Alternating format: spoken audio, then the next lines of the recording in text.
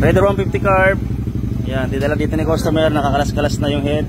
Makikita nyo yung ano, yung kulay niya, hindi na siya aluminum na kulay, black na. Sakto, meron kami ditong panglinis. Dito natin masusubukan kung may babalik pa sa dating kulay. Yung case nito, possible na natipid sa langis dahil yung mga bearing niya nagluluwaan na. Tapos yung kapit ng oil stain sa engine, possible na matagal sa mag-change oil, kaya nagkaganito. Tapos ayun, masasabi nating siga ay mayroon dito dahil tingnan nyo yung kapit ng ano, lupa. Napaka alaga ni customer, diba? Dito pa lang, oh, makikita natin na talagang alaga, diba? Ay, alaga lang pala. Yan. Ang mga nakita natin na sira ay yan nga, connecting rod. Kaya lagay mo nga dyan. Yan, may ting-ting-ting-ting. Kung narinig nyo yung ting-ting-ting. Tapos sinabay na rin natin yung balancer damper basag. Ayan, oh, sakto yung pagdala natin ni sir dahil naagapan natin yung ano, balancer damper, durog na. So dapat refresh engine lang to. Hindi ako pumayag dahil nakita ko nga yung motor ganitong itsura. Kaya sabi ko ibaba natin ang engine para malinis, mabalik sa dating itsura.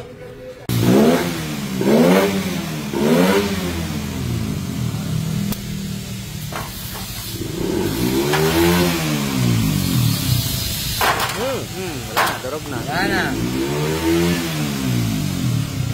Basag.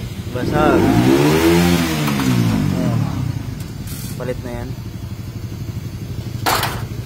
Damihan yung ano. Okay. Mapapaputin mo kaya yan? Kaya putin yan? Tansik to. Oh, gaganahan talaga maglinis nito ng oras na higit. Ito na yung engine niya. Pinabawasan ko lang yung mga buhangin para hindi naman mapuno ng dumi agad yung ating Aqua Blast. Pinabawasan ko muna yung nakakapit dito para pag sinalang natin doon hindi na ganon kahirap.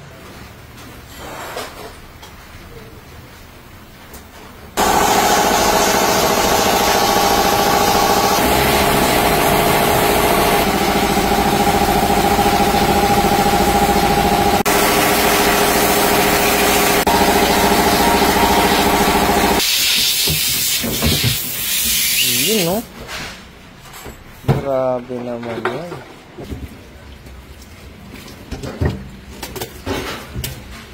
Ang alay yan, boss, no? Kaangalay. Tama, oh. Dito nakita natin yung mga tama, oh. Oo nga. Bumpog sa ano to? Hams. So, ito, oh. Yun, no? Grabe naman talaga. Dito yung sa Pilipinas.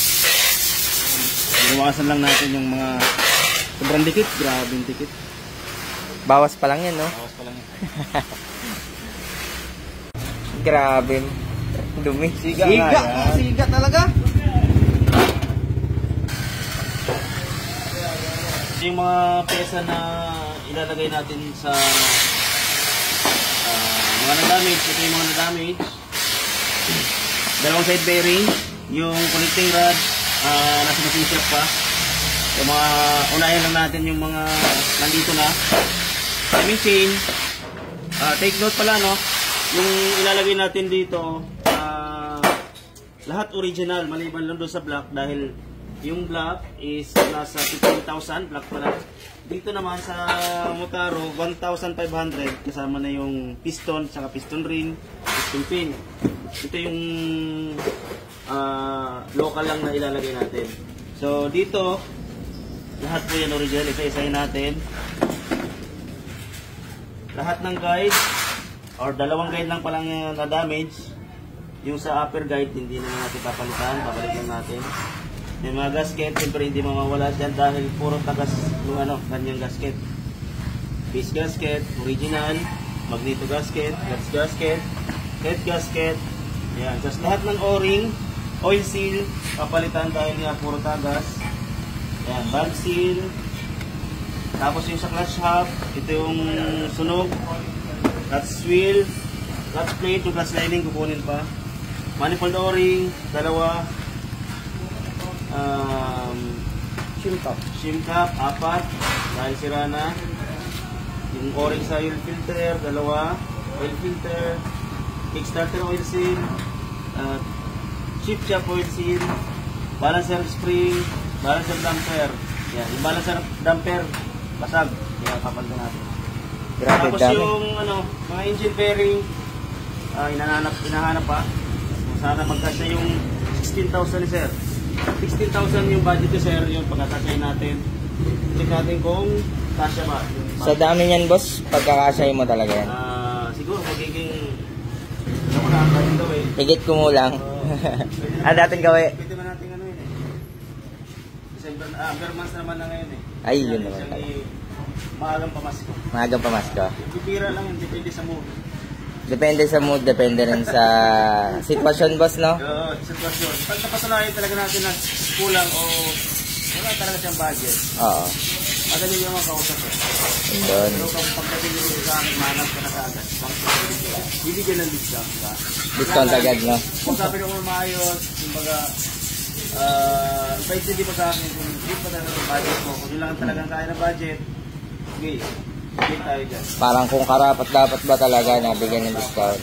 Saka yung loyalty. Loyalty. Yun ang importante. Alright. Okay, buuan na. Ito yung mga engine bearing na pinitan ko. Ano lang? Sa balancer lang, yun lang ang sira eh. Maganit. Dalawa. Tapos yung bearing, kabila. Ito yung ginis kahapon, ginabi na. Kaya ngayon lang bubuo ulit. Yung bearing. Ito goods pa naman to. May mansa lang. Ito mga bago ng bearing. Yun ang sira. Tapos ito, ganda na pagkaka-repair nito. Talagang walang galawan. Ito dapat. Grabe yan, ah. Fix. Hindi na rebits yun, eh. Fix na yan, eh. Spot. Alog pa rin yan. Wala eh. Wala nang galaw. Vibrate na pagkaka.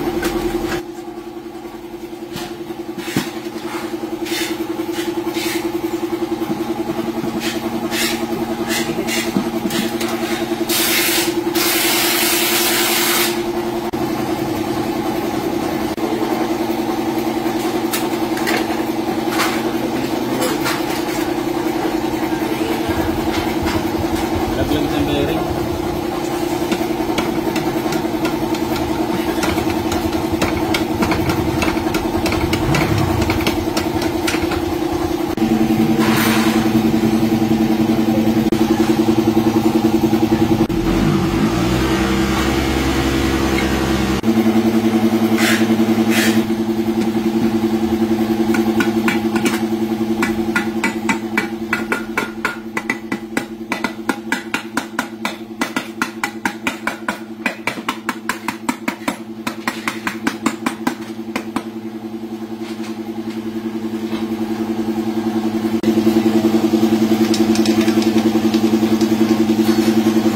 Good. Ay, Kuya Jim. Okay na yan, Kuya Jim?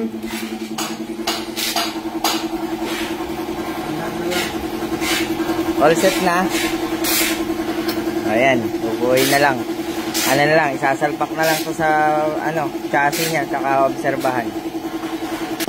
Ayan. Sarado na. Sasampa na lang sa chassis.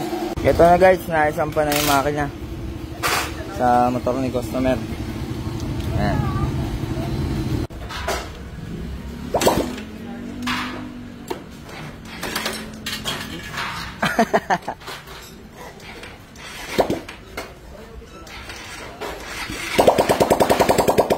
Ayun.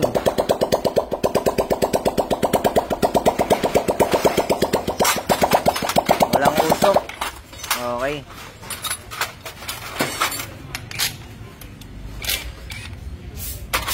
One more. Check tayo kung may umangat na langis.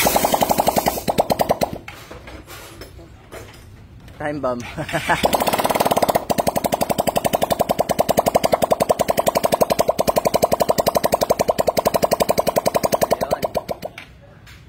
Okay. Malakas ang pressure, umangat ang langis.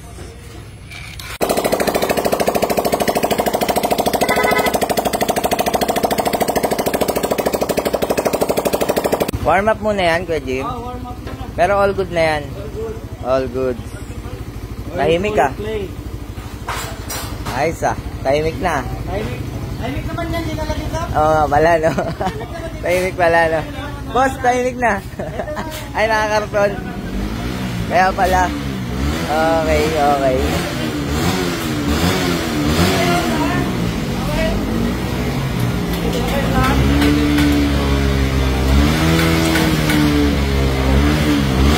Okay guys, ito yung ating total.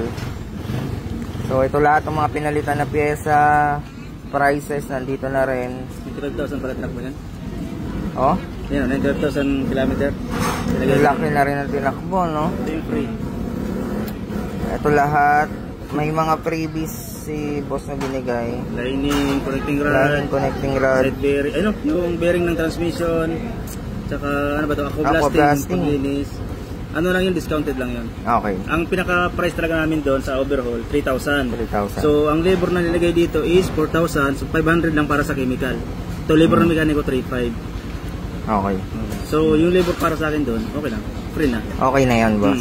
Tama, so, tama na lang. nag-total tayo ng 18,000 sarado na lang. O, sa narado ng 18,000. Tapos, yun nga, ito, kung sumahin natin yung discount niya, abot din siya ng almost 25 something. 5K siguro. Ito. Discount. Oo.